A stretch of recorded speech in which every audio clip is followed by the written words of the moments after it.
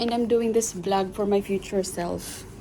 Para, okay, alam mo kung ano ginagawa ko at anong mga pinagkakabisihan. Nag-hairful ako, so lumipis ang aking hair doon sa Tronic Summit. Turo sa akin nun si Cheryl, yung kaibigan ko. Hi, Carabao! I miss you so much.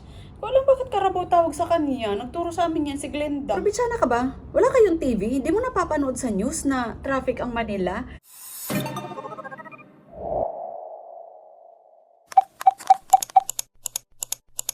Okay, so, today is July 10. Yes, vlogger. Dito tayo ngayon sa Richmond Hotel in Eastwood. Because why not? Kaloka yung chinelas ko tumutunog. And, tsaka. So, dito muna tayo kasi kakain ako. Gawa ng it's only 1:30. 2 p.m. pa yung check-in. So, kain muna tayo. So, from the hotel, there's already a direct access to the mall, which is wonderful, di ba? Oh, mainit dito. Ayan. Okay, nandito pala sa taas yung mga kainan. So, dito tayo.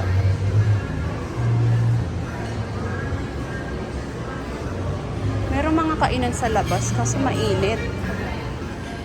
Saan pa tayo makakain dito? Ay, Obos. Ayan.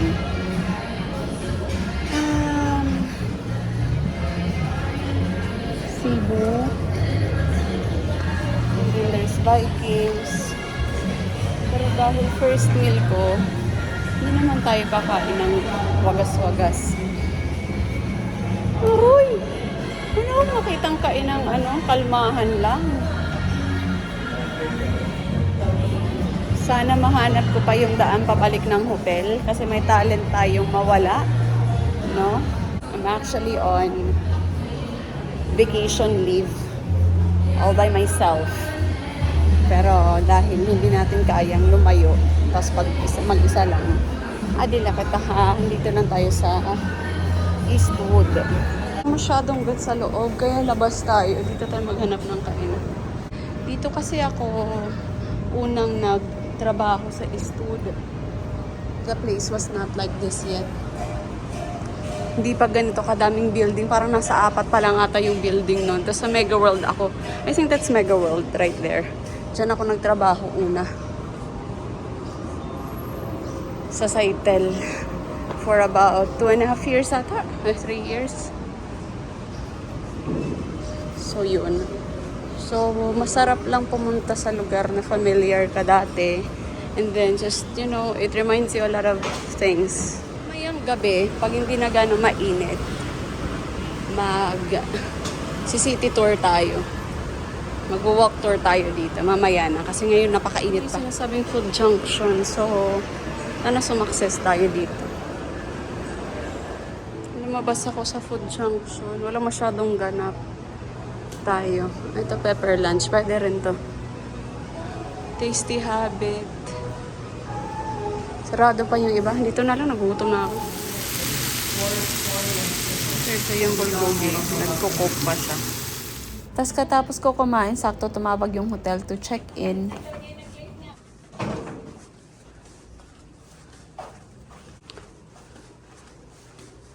Six and 7. There you go. Perfect. Nasa dulo. I love it.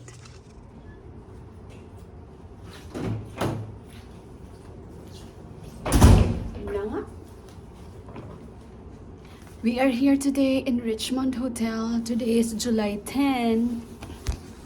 And I'm doing this vlog for my future self. Para, okay, alam mo kung ano ginagawa ko at anong mga pinagkakabisihan. Today is our me time. So, nag-check-in tayo sa hotel because wala lang. Check natin yung hotel. So, ito yung pagpasok mo ng door. Ganyan. Pasok kang ganyan. Sana nino-double lock kasi. Yun.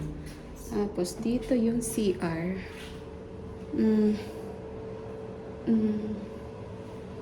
There. Turn on natin lahat yan. Hindi naman tayo nababayad ng kuryente. Sure. Saan na yung ano? Tapos, ito naman yung bed. There's the closet. Ito pala natin ilagay ang ating mga bagay-bagay. Dami pag-luggage. There muna. So, kumain ako kanina ng lunch sa pepper lunch. Tapos, sakto kasi ako dumating. Alas 2 pa yung check-in. Kaya kumain muna ako. And then, that's the bed. We have a queen size bed. So, mga usual na ano lang. Design ng hotels. Yan siya. And there's the beautiful view. Conceited. Ano yung view natin? Ano tayong view? Aircon ang view? Ba yan? Kay Agoda lang kasi ako nag-book. Kasi ano lang to, mabilisang book lang. So dahil dyan, sara natin yan. Kailangan yung view ng aircon. Saan yung TV and the remotes. Okay, change na tayo into sleepers. Gusto ko yung super liwanag. Anyways, check natin yung bed. Malinis ba?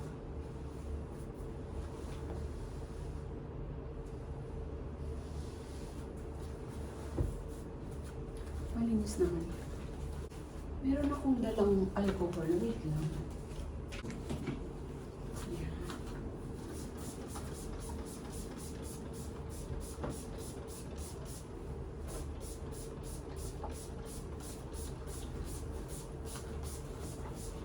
Meron lang tayong tiwala. Linisin natin siya. Ang alcohol para sure.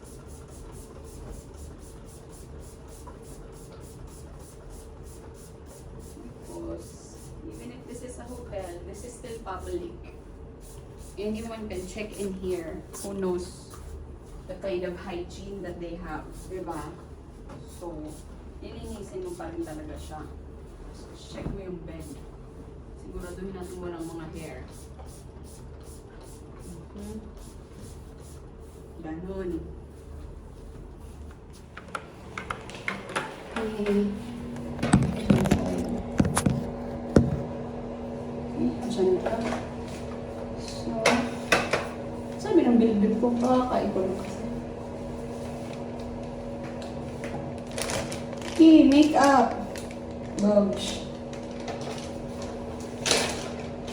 Makeup natin, very simple lang. So, we have moisturizer, foundation, very, ano lang yan, light foundation. Tapos para sa kilay is life. Tapos na natin very light. Yan. Tapos blush on, yun lang. We don't even have lipstick. Kasi hindi ako mahilig sa lipstick. So, ginagawa ko lang dyan.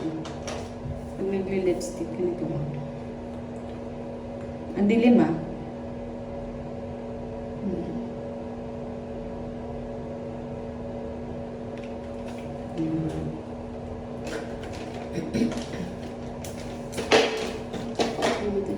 And then, nagdala din tayo ng ating skincare. Meron tayong Lux Organics. Ito yung toner. And then, ito yung facial cleanser. Ito yung moisturizer. Lagyan natin yan dyan kasi 40 years old na tayo. So, kailangan nagsiskincare. Magpo-40 pa lang pala. Then, meron akong na-discover na bago. Maganda to siya. Moisturizer din siya. Para siyang dupe ng Neutrogena. Inaubos na yung Neutrogena ko. So, bumili ako sa Watson's noon. Nakita ko to. Ito yung binili ko, girl. Kasi, 4 times cheaper than Neutrogena. Magkano ba yung Neutrogena? 1, 2 ata. Neutrogena. Hindi ko alam paano i-pronounce. Wala akong pake. And then, we also have retinol. Kasi, girl, bigay ito sa'yo ng kapatid mo. Kasi hindi to nabibili dito sa Philippines. I mean, kung mabibili siguro, isi-ship din siya from abroad. Hindi ko alam kung saan nabibili. Basta bigay ito sa akin ni Marilo. Paula's Choice, Retinol, 1%. Kung hindi ka sanay dyan, nung bago ako dyan, nag-red talaga yung face ko kasi parang nagkaroon ng irritation kasi mataas yung 1% for a retinol. So usually, ang in-advise niya ng mga derma, nung binigyan ako ng tretinoin ng derma ko, nasa 0.025% lang siya. Imagine to 1%. So, ang taas talaga niyan. Tapos, after mga 2 or 3 days ako nag-retinol, and then, 2 or 3 days din ako na nag-exfoliate. Ayan. So, exfoliate. Ang sabi, ang exfoliate natin ay PHA ng Paula's Choice din. So, parehas sila ng brand. Bigay din yan ng kapatid ko dahil wala niyan dito sa Philippines. Or kung meron, di ko alam kung saan. Tapos, ito din, bigay naman to ng asawa ng kapatid ko. So, madami akong ganito kasi nung nagpasalubong sila sa akin, Bogs, ang dami. Ganito. So, yan.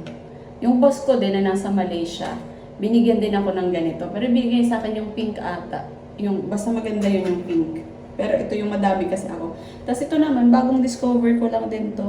Naalala ko kasi nung lumala itong, hindi yung dimples, yung ano, ang tawag dyan? Melasma. Nung lumala yung melasma ko, binigyan ako ng derma ng reseta ng Tranexamic. So, na-take ko, ganyan. Kasi capsules siya. So, ang problema dun, nag-hair fall ako. So, lumipis ang aking hair doon sa Tranexamic na yon.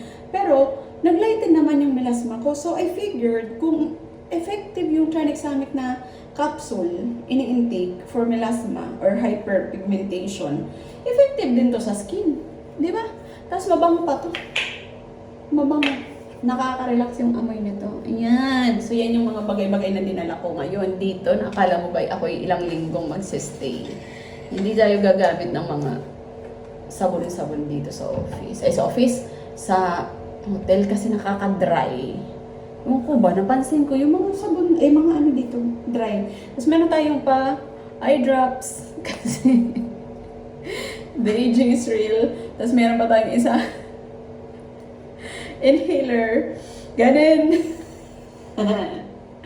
And yan. Ay, tapos pala nakalimutan ko. Meron din akong pants na moisturizer din, na Yasorcinol. Maganda to siya.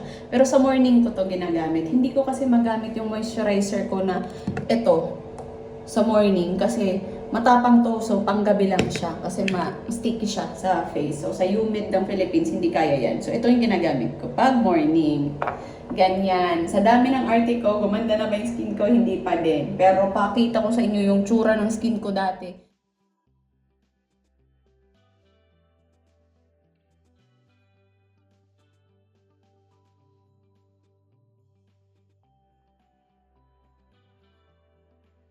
Bago ako natutong mag-skincare, girl, late in the game na tayo natutong mag-skincare kasi dati safeguard lang, sapat na.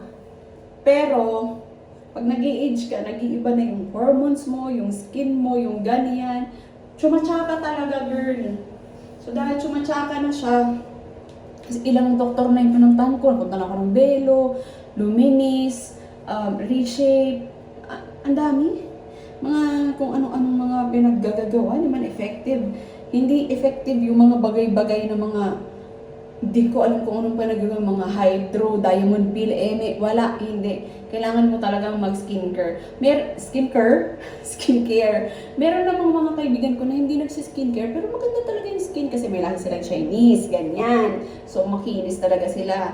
Or, hindi sila nadadapuan ng alikabok kasi mga mayayaman. Kaya magaganda yung skin nila. Pero tayo mga dukha, kailangan nagsi-skincare kasi matagal tayong na-expose sa ganun. Saan tawag dun? Toxins. Bogs. So, yan. Hindi ko pwede talaga ako mag-vlogger. Pero I'm just doing this to show my future self kung ano yung pinagagawa ko, anong itsura nung dating ako. Kasi pag nag 50 years old na or 60 years old, papanoorin ko to. Diba? Tigilid natin tong mga iba. Kasi hindi naman to nakakaharang sila sa pananalamin ko. So yun. Wala namang nanonood ng vlog ko. I just like to document stuff that I would love to watch in the future. Yan. So, ito yung mga makeup ko. Diyan lang yun. Kasi ayoko ng messy. Hindi ko siya nilalabas. So, nagdala din ako ng sarili kong toothbrush. But I have here. Of course, kasi nasa hotel naman tayo. So, yan siya. Yan. So, yung buhok ko talaga, luminipis na siya. Hindi na siya kasing kapal lang dati. So, titigilan ko na din yung kakariband. I-embrace na natin ang ating curls. Yung curl ko andito na hanggang dito na siya. Oh. So, tinatali ko lang siya para hindi siya tsaka. Kasi, yung kalahati, rebanded. Yung kalahati, kulot. Diba? Weird. Para kang trying hard na maging straight, pero wala kang pang reband. Ganun yung atake niya, be. Kaya ano, ayan. So, may mga pa-white hair na nga. Ang dami ng white hair lately. Tsaka, kailang yan. Hindi naman lahat ng tao privileged to age. So, if you're aging, that means you're still alive and you should be thankful. Be grateful for all the blessings. Ganyan. Pwede talaga ako mag-vlog pero sandal-dal ko sa totoong buhay. Yan. So, ang schedule natin today ay wala. Wala tayong schedule. So, first time kong mag-staycation na hindi kasama si Jake. Usually kasama ko yan si Jake sa lahat ng mga bagay-bagay, lakad ko, lahat. Pero ngayon ako lang kasi gusto ko lang ma-experience kung paano yung me time. Tsaka napagod din talaga ako sa trabaho. Kaya, tsaka ang dami ko pang leave credits. Diyos ko, kalahati na ng taon, nasa 8% pa lang utilization ko ng leave, di ba? Nakahiya naman, kaya nag-leave tayo. Tapos hindi naman ako makaalis ng malayo kasi sila Jake andito lang sa Manila. Hirap kasi yan si Jake mag-leave. So ako na muna, sabi ko I'll just go on staycation all by myself. Para din ma-practice ko. Balak ko din kasi magbiyahe overseas ng ako lang. May experience lang ba? Pero bago ko gawin yun, gamitin natin tong tripod. Bago ako gawin yun, mag-practice muna tayo ng malapit lang. Yung dito-dito lang. Ba? Hindi tayo sure kung kaya ba natin yung mga paganyang arte ng overseas na me time. Tsaka ang tanga-tanga ko kasi sa direction. So, practice muna tayo dito. Ganyan. Basta natin yung mga gamit natin. Dito. Meron din tayo. Ito yung favorite kong hand sanitizer. Bango nito. Mabango. Masarap. Sana maamoy mo, no? Pero ito yon, bigay ng kapatid mo din to. Na si Marilu. Na nasa Canada. Yan o. Ano to? Bath and Body. Warm vanilla sugar. Yummy. Yummy yung amoy niya. And then, ito favorite ko tong cologne na to. College pa lang ako. Cologne ko na to. So, nung nakita ko siya, recently ko lang to pinagbibili ulit eh. Yung meron tong purple, may pink, tas may itong apple green. Ito yung favorite ko. Apple green. Hindi rin ako mahilig masyado sa pabango. Gawa ng yung rhinitis ko nati-trigger. Na sakit yung ulo ko pag sobrang bango. Pero, bumili tayo ng bagong perfume. Ano ba yan? Nagmamantika naman yung mukha ko. Bumili ako ng perfume ng Carolina Herrera. Good girl. Buset na yun. Tig 8,000. Pero mabango naman kasi. Pero syempre, hindi ko naman para dalhin pa yun dito sa hotel. 3 araw lang naman ako dito. So, iniwan ko lang siya sa bahay. Oh, syempre, hindi tayo nahihiyang mag-sando-sando kasi malinis ang ating kilikili, girl. Ano ang sekreto ng malinis na kilikili? Mas malinis pa yung kilikili ko kaysa sa mukha ko, 'di ba? Ang sekreto diyan, 'wag mong papakialaman, 'wag kang magbubunot, 'wag masyado magdeodorant. Kung hindi naman mabaho yung kilikili mo, bakit ka magde-deodorant? Just make sure na nasasabon mo siya ng maayos. Kasi tingin ko lang ulit ng Botox kasi bumababa na naman itong visit na to. Ganyan lang. Pa-Botox na kaya ako. Tapos yun lang. Tapos meron tayong wet wipes. Kasi wala namang pa wet wipes dito sa hotel. Tapos, ano pa ba? Tapos meron na naman. May kating ko na naman. Lahat ng bag ko may kating ko. Maraming salamat sa ating sponsor, si Ivan Australia, yung kaibigan ko sa HSBC. Nagpunta siya ng Thailand. Yan, lip gloss lang. Hindi tayo masyado mahilig sa lipstick. Punta siya ng Thailand. Pasalubong niya sa amin mga ganyan. Puro kating ko.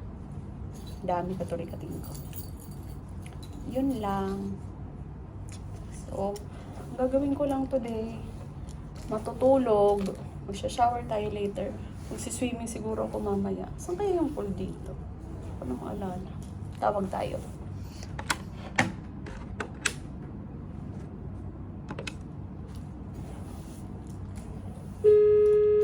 Uy, magandang hapon po. Thank you for calling Richmond Express. This is Hannah. May I help you? Hi, Han. Asan dito yung anong floor yung pool? 39 floor po, ma'am. You can use middle elevator, ma'am, para direct na po agad. 39. Tapos yung gym po, anong floor? Same na lang din po, ma'am. Okay, sige. Thank you. Okay, ma'am. Okay po. Ayan. So, magsiswimming tayo mamaya.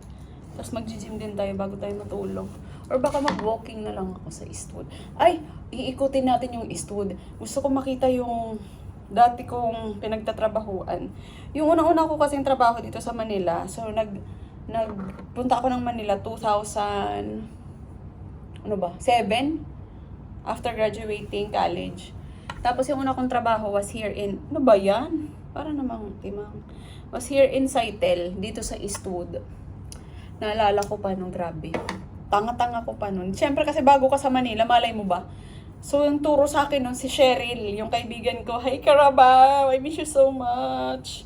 Ko alam bakit Carabao tawag sa kanya. Nagturo sa amin yan si Glenda. Carabao. Pakabait nun. May asawa na siya ngayong opa. Nasa ano na siya. Basta nasa Kimchi Land sa Korea. Kalimutan ko anong city siya. Yun, siya nagturo sa akin. Nakakatawa nun kasi di pupunta ng Eastwood. Tinuruan niya ako kung paano pumunta ng Eastwood. So week 1 ko pa lang dito sa Manila, nakuha na ako sa trabaho. Dapat mag-a-apply ako ng apprentice for architecture. Kasi kakagraduate ko nga lang ng architecture. So nag-apply akong apprenticeship. Kaso wala nang pera. Kailangan namin kumayod. Magkakapatid. Namatay din kasi yung lolo namin noon eh. Anyway, a different story for a different time. So tinuruan niya akong mag-commute. Commute ka, girl. So, doon kasi ako nakitira, doon sa Bonnie, sa kaibigan nila Papa, kina Ate Sara, tsaka Kuya Calver. So, doon ako nakatira. Sasakay ka ng MRT, pagdating mo ng Cubao, from Bonnie to Cubao, MRT, from Cubao, papuntang Eastwood, mag-jeep ka. So, tinuruan niya akong mag-commute. Tinuruan niya ako kung saan naakyat, anong footbridge, asan yung building, ganyan-ganyan. So, day before yung start ng work ko, nag-practice kami mag-commute. Probinsya na yan eh. So yun, siya yung nagturo sa akin. Siya din yung nagturo sa akin ng paano sumakay ng bus. Grabe yun dati dito sa Manila, nung mga dating panahon pa, 2007. Malala kasi yung traffic nun. Tapos wala pa yung kagaya ngayon na merong drop area ng bus A, bus B, bus C. Doon dati, kahit saan pwede kang bumaba. Tapos dapat pala, pag papara ka na, lumapit ka na sa exit ng bus, magsabi ka ng para, tapos, hindi siya titigil totally. So, para lang siyang babagal, tapos saka ka na bababa. So, hindi tayo sanay sa ganyan, di ba? Kasi sa Leyte, mag-aantay kang tumigil yung wait lang, ayusin ko nga ang ilaw ko. Pangit. Sa Leyte, mag-aantay kang tumigil yung sasakyan bago ka bumaba. Otherwise, madidisgrasya ka. Dito sa Manila, hindi ganun, bes. Sabi niya, hoy, buisit ka, bumaba ka. Pinagalitan niya ako, baba na. Ay, sandali na, under pa. Hindi na, baba na. Ay, girl. Baba, kahit umaandar yung bus.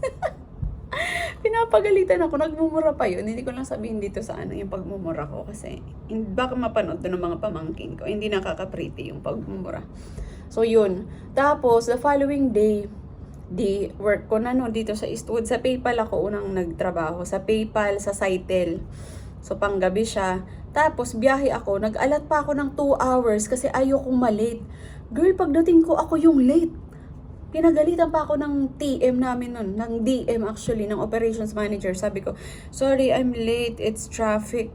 Sabi ba naman, probinsyana ka ba? Ay, English yun sila kasi call center. Probinsyana ka ba? Wala kayong TV? Hindi mo napapanood sa news na traffic ang Manila? To allot like 2 to 3 hours. Sabi ko, I allotted 2 hours po. Well, that's not enough. Day 1 awarding ako, day. Nakakairita. Hello, shout out sa iyo, Saj. Nasaan ka man? Yun, pero mabait naman yung DM na yun. So, yun sila. Anyway, so ikutin natin mamaya yung Eastwood kasi dito ako unang namulat ng Manila. Dito ako unang nagtrabaho. Tapos dito lang, malapit lang din sa Richmond. Diretso kang ganyan. Nandun yung Mega World. Nasa 25th floor ata kami noon, if I'm not mistaken. Yung Saitel, 25th floor. Tapos sa baba no, nandun yung KFC, ganyan. Nakakatawa nun dati kasi, pagbaba mo, edi, kunwari lunch mo. Yung lunch mo nun, 12 midnight, kasi US yung account. So, 8 to 5 p.m. dito, AM sa kanila. So, yung 12 midnight dito, 12 noon doon. So, lunch mo dito, 12 midnight. So, nagla-lunch kami ng 12 midnight or 1 AM. Bababa kang ganyan. Very casual lang, may makikita ka mga artista like sila Bobby Andrews. Madalas ko nakakasalubong or nakakasabay dyan sa KFC kumakain. May kondo siguro yan sila dito. Tapos yung parokya din, nakikita ko dito kumakain. Kunwari may gig sila kasi may plaza yan dyan sa gitna. Pupuntahan din natin. Pag may gig sila, tapos after ng gig, kakain yan sa Magyoyosi yan sila dyan sa gilid. Nandun yung parokya, very casual lang.